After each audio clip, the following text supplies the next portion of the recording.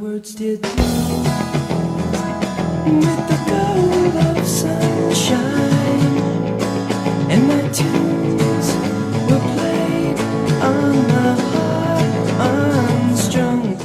Riley Matson went to the University of Oregon as a tight end in 1957 and switched positions to offensive tackle and defensive end in his sophomore year.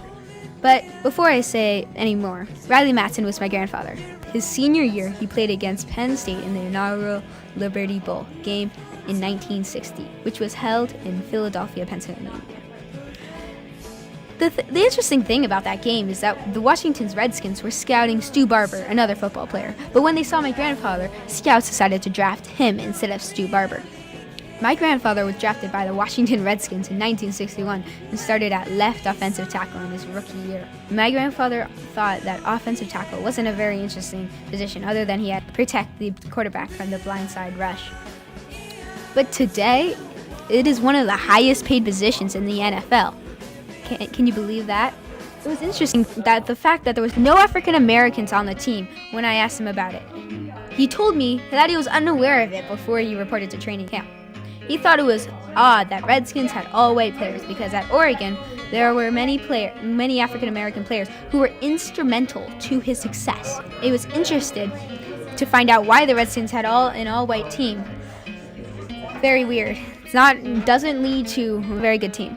What my grandfather found out was that before 1962, the Redskins signed a contract with a television station in various locations outside their actual city to broadcast their games.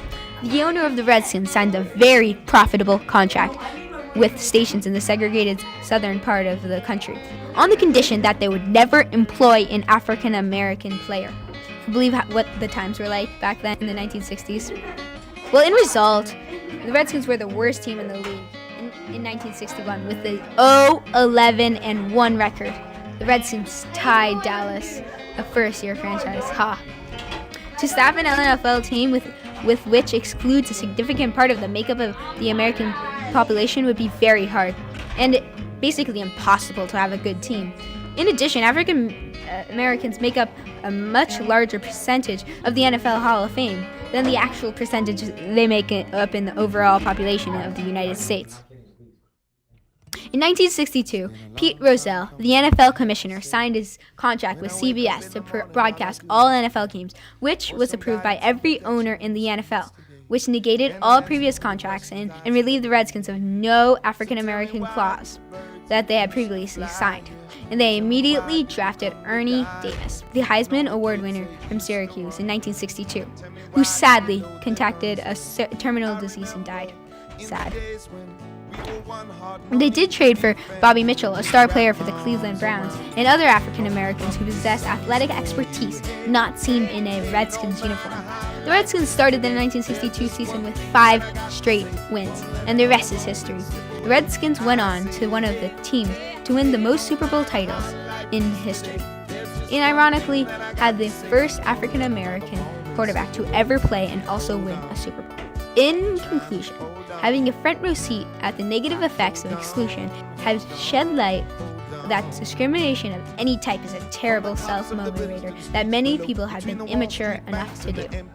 Between the lines of the people standing all in a row, there's a crack in the gutter where a flower grows, reminding me that everything is possible. Yeah, reminding me that nothing is impossible. You gotta live for the one that you love, you know. You gotta love for the life that you live, you know. Singing, hey, hey, hey, no matter how life is today, there's just one thing that I got to say. Won't let another moment slip away. I say, hey, hey, hey, no matter how life is today, there's just one thing that I got to say. Won't let another moment slip away. Trying to hold on, I'm trying.